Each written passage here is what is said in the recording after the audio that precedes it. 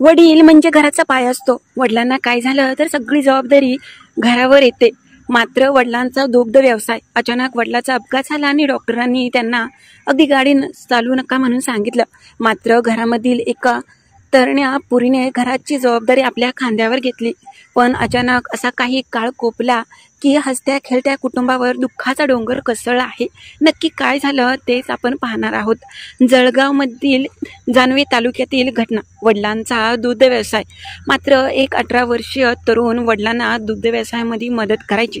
भाग्यश्री पाटील ही एक तरुणी एकीकडे शिक्षण पूर्ण करत होती तर दुसरीकडे वडिलांचा दुग्ध व्यवसायाला हातभार सुद्धा लावत होती. मोटारसायकलला दुधाचं कॅन बांधून सुरुवातीला प्रत्येक घरी जाऊन ती वडिलांसोबत दूध द्यायची.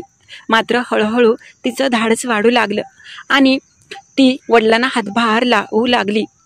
जानव्याहून कधी धुळे तर कधी अमळनेर हा तिचा रोजचाच दिनक्रम झाला होता.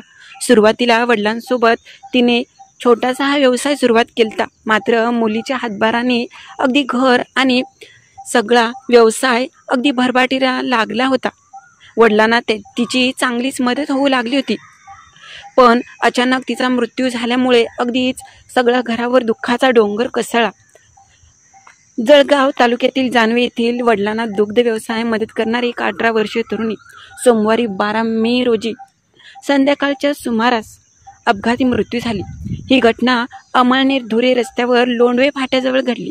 भाग्यश्री दीपक पाटील असं तरुणीचं नाव आहे. या अपघाताबाबत मिळालेली माहिती अशी की 1.5 महिन्यांपूर्वीच वडिलांचा मोटारवरून घसरून अपघात झाला होता.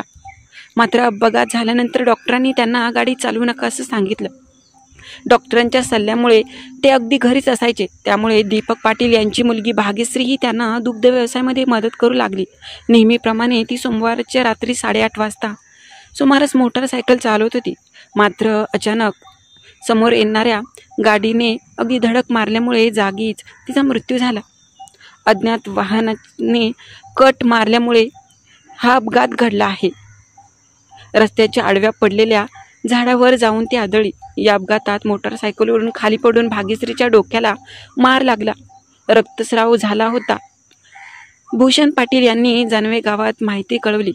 लोकांनी तिला उचलून दवाखान्यात नेलं. मात्र डॉक्टरांनी तिला मृत घोषित केलं.